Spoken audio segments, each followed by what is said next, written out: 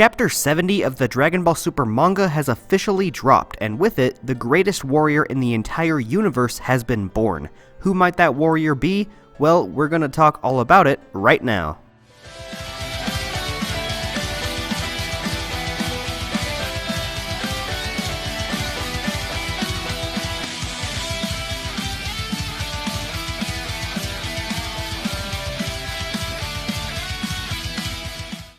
How's it going, everyone? InnovativeJdawg here, and welcome back to yet another Dragon Ball Super manga chapter review. In today's video, we're going to look over the entirety of Chapter 70 and review it from start to finish. So if you haven't read this month's chapter yet, make sure you go and read it first, and then come back to this review so you don't get spoiled. We have a lot to talk about today, so I want to hop right into things. But before we dive deep into the review, make sure you smash that thumbs up button so that other Dragon Ball fans can see this video as well, and also subscribe to this channel so you can stay up to date on all of my Dragon Ball content, since I make a ton of it. With all that being said, let's get right into the review. So, if you remember from Chapter 69, Vegeta began his God of Destruction training with Beerus in hopes of learning new techniques like the Hakai and moves that we've never seen before.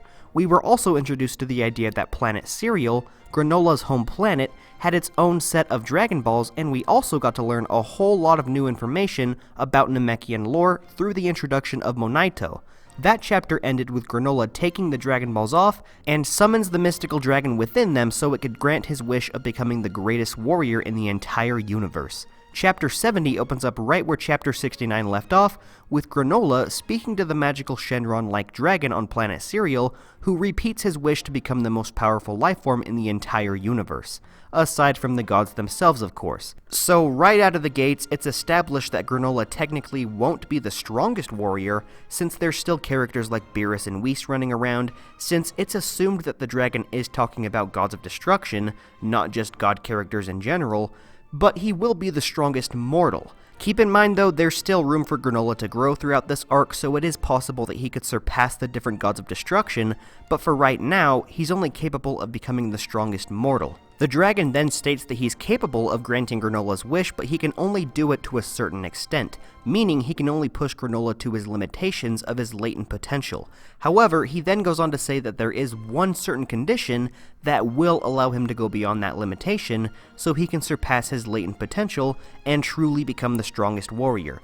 We don't learn about what this condition is until later on in the chapter, but Granola agrees to whatever the condition may be. More on this later. The chapter then cuts over to Beerus' planet, and we see Vegeta holding a tiny rock in his hand. Concentrating, Vegeta tries to use the Hakai technique to destroy it, but upon doing so, Beerus cuts in saying that he only broke the rock by using a regular ki blast. He explains that the Hakai technique is something entirely different than just breaking something with regular energy, and that it's a technique that completely erases something from existence. Beerus goes on to demonstrate the Hakai and shows Vegeta that the energy output creates a much larger explosion than what would happen with a regular ki attack. In my eyes, while it is displayed and explained as a technique that completely erases something, I don't believe the Hakai completely erases something from existence, at least not on the same level as Zeno's erase technique. The two go hand in hand, but with this new explanation about the technique, it makes much more sense that the Hakai takes the matter of a certain object, whether it be an inanimate object or even a full-on person, and converts that matter into energy that is then dispersed out into the air, resulting in that large explosion, which I think is pretty cool. This would also explain why we've seen weaker variations of the Hakai, resulting in a dusting sort of effect, because as a result of those variations being unmastered, they're not able to completely convert the matter of a certain object into energy. You get what I'm saying? I'm sure we'll learn more about the fine details as this arc moves forward. But moving on, we then cut over to Goku and Whis, who comment on Beerus destroying stuff, and we get a nice little panel showcasing Goku calmly training his mind in hopes of polishing Ultra Instinct. He questions if Beerus is really training Vegeta, and Whis asks if this is a problem, to which Goku says that he doesn't care because Vegeta is his own man, and he's just here to polish Ultra Instinct. That right there solidifies that these two characters are gonna go down separate paths in the next few chapters. Their rivalry is going to be forever changed because of these different paths to power that they take, and like I've said in different videos, I have a whole entire discussion planned dissecting the future of their rivalry. After this, Goku goes on to say that it will be a nice little challenge to see which of them can become the strongest in the entire universe, and Whis retorts by saying that the universe is so vast, so the strongest could be someone else entirely. The Oracle Fish and Vegeta are brought into the conversation as the fish once again states that the strongest will soon rise up. Vegeta says that that's going to be him, and then he tries his hand at the Hakai technique yet again, managing to destroy a small pebble in front of the Oracle Fish, resulting in an explosion similar to the one shown off by Beerus. Goku goes on to congratulate Vegeta on this new technique, and Vegeta assures him that he'll be able to destroy much larger things very soon. Perhaps a bit of foreshadowing? The chapter then cuts back to Planet Cereal, where the two Dragon Balls shoot off into the sky and disperse in different directions. We then get a few shots of Granola sporting a longer hairstyle that is fairly reminiscent of the Super Saiyan 3 design, and this is supposed to signify his change into becoming the universe's greatest warrior. To test his newfound strength, he lifts a large chunk of ground up into the air, similar to what Cell had done when constructing the Cell Games arena, but rather than slicing it into even tiles, Granola simply squeezes his hand together and the rock explodes in the air in front of him, sending off a large shockwave throughout the entire planet. Monaito wakes up from the commotion and rushes outside to confront Granola, questioning if he really used the Dragon Balls to become stronger. Granola confirms the Namekian's accusations and states that he's now powerful enough to defeat Frieza by himself, but Monaito warns Granola that with this newfound power, newfound enemies could come about if he were to brandish it off, but Granola scoffs at this, saying that he can handle anything thrown his way. Essentially, Monaito then goes on to say that with great power comes great responsibility, and that he shouldn't let all of this power go to his head because he doesn't know what tomorrow might bring. Someone stronger could show up and immediately devalue his wish. However, instead of listening to his old man friend, Granola heads off to the location of the Heaters gang in hopes of learning more about Frieza's whereabouts, leaving Monaito behind. We then get a cool little segment where the chapter immediately cuts back and forth between Beerus's planet and Granola's spaceship as Whis watches Granola leave Planet Cereal from his staff, embarking towards the palace of the Heaters gang. Goku and Vegeta pester the Oracle Fish in the background, wanting him to reveal who the strongest in the universe is, but it turns out that Whis already knows that answer as he watches Granola chop off all that excess hair that he grew after making his wish.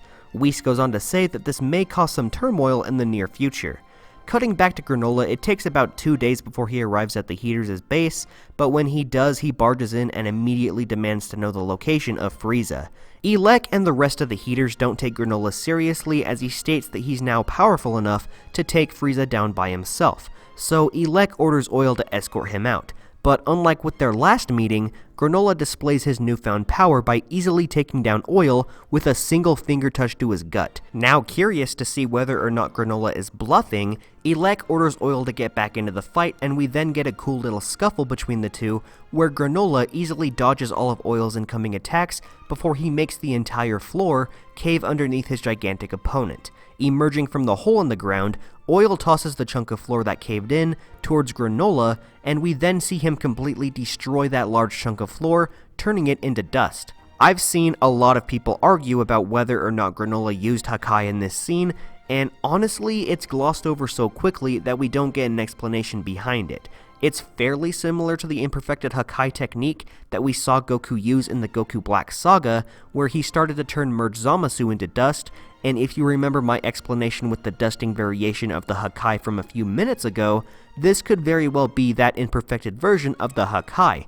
But most likely it's just a simple technique that turned the chunk of floor into dust, like what we saw Goku do against that rock above Moro from a few chapters ago. I mean, we've seen characters destroy things in the past and even turn them to dust, and those techniques haven't been the Hakai, and it really wouldn't make sense for Granola to learn the Hakai technique, so we really don't know what this was for the time being, but I wouldn't bank on this being any sort of variation of the Hakai.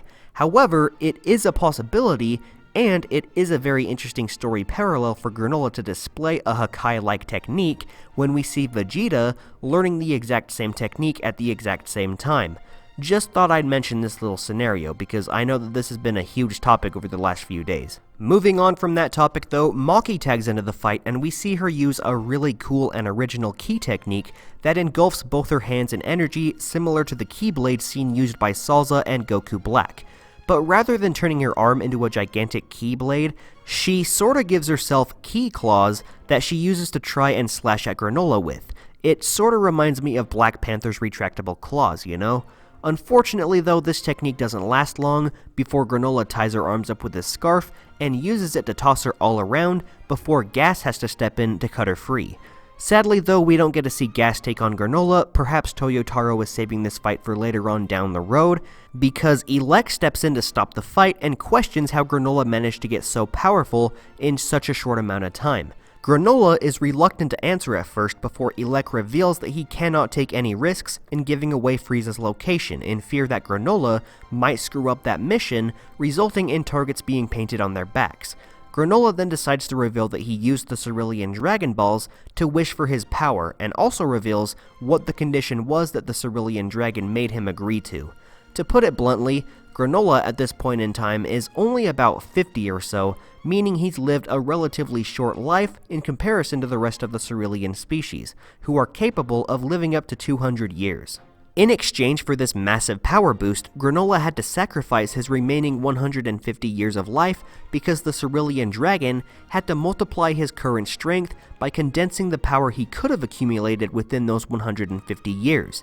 Essentially, the dragon shortened Granola's lifespan and made his life flash by within an instant so that he could obtain the amount of strength that he would have achieved over those 150 years of life, but instead, he gets it all now. Now, Granola only has 3 years left to live, meaning that he threw his entire life away just to get revenge on Frieza, which is crazy.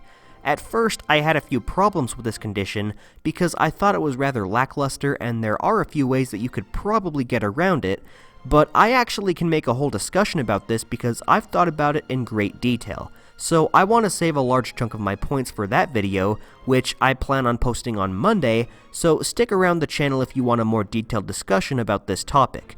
But I will say in this review, this explains why Granola's hair grew to the long Super Saiyan 3-like appearance that it did.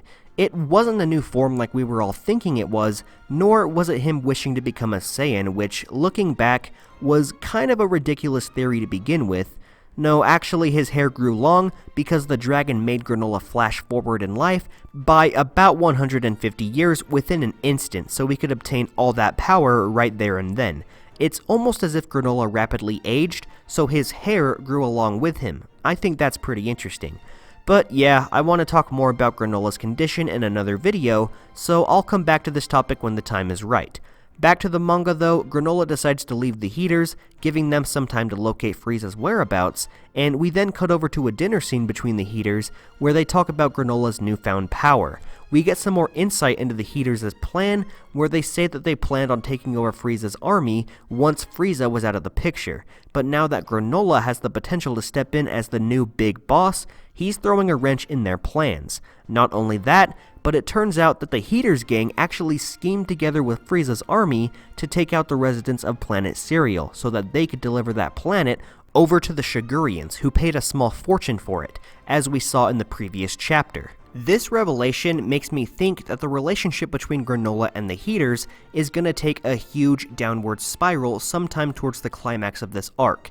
It was safe to assume that there'd be some conflict between the two forces, but if Granola ever finds out that they were tied to the destruction of his people just as much as Frieza or the Saiyans, I can't even imagine how that confrontation is gonna go down. I'm loving that this arc is building up all sides of this huge, gigantic battle between the Saiyans, Frieza's army, Granola, and the Heaters, that I just can't tell how it's gonna go down. It's really exciting. Anyways, Elec reveals the next part of his plan, and he needs to have Granola killed off so that their business partner Frieza doesn't get bumped off first. The only way to get Granola killed though without involving Frieza is to involve the two Saiyans that they learned about from 7-3's data. Those two Saiyans, of course, being Goku and Vegeta. Elec plans on pitting those two Saiyans against Granola, hoping that they'll take him out because he knows that Granola also has beef with the Saiyans, so it'll all work out for him in the end if they end up killing Granola. Thus, the chapter ends with an awesome looking final page where it shows the two Saiyans and Granola stating that the three of them will be brought together by fate. Which, by the way, that's very similar to what we saw in the tagline for Dragon Ball Super Broly, the fates of the three Saiyans colliding together. Maybe Broly will come back into this arc sometime soon, we'll just have to wait and see. I've made a whole entire video discussing how Broly could make his return in the Granola arc, and I express how he's the perfect catalyst for bringing all of these different plot points together, since he's connected to these different factions that are eventually gonna clash. If you want to check out that video, the link to it will be in the description, or you can click that card in the top right of the screen. It's a great discussion. But yeah, that's mostly it for Chapter 70. A lot of fun stuff was introduced in this chapter. The story of this arc is finally coming together, and we'll start seeing these different factions clash together very soon. I cannot wait to see what goes down in future chapters, such as, is Granola gonna encounter Broly? How is the confrontation between Goku, Vegeta, and Granola gonna go down? Will we see Vegeta Hakai somebody, whether that be Frieza or Granola? What is gonna happen to the future of Goku and Vegeta's rivalry? What will happen when Granola learns the truth about the Heaters and the destruction of his people? These are all very interesting discussion topics, and I absolutely cannot wait to dive deep into each and every single one of them. There's just so much stuff to speculate about based off of this chapter alone, but for now, what are my final thoughts on this chapter? I'm gonna sound like a broken record because I keep saying it in every review, but man, the Granola arc just keeps getting better and better with each passing chapter. I loved this chapter a whole lot more than the previous one, and if this keeps up, the Granola arc will no doubt become the best arc in all of Dragon Ball Super. The story laid out so far is just so interesting to follow, and I cannot wait to see what happens next. I'm very excited for the future of this franchise, and how things are going to drastically change moving forward. But all in all, I loved this chapter. It had a lot of great stuff within it, and unlike with the previous chapter, there wasn't any particular scene that felt out of place. The pacing was good, I thoroughly enjoyed this chapter, and I love the characterization of Granola.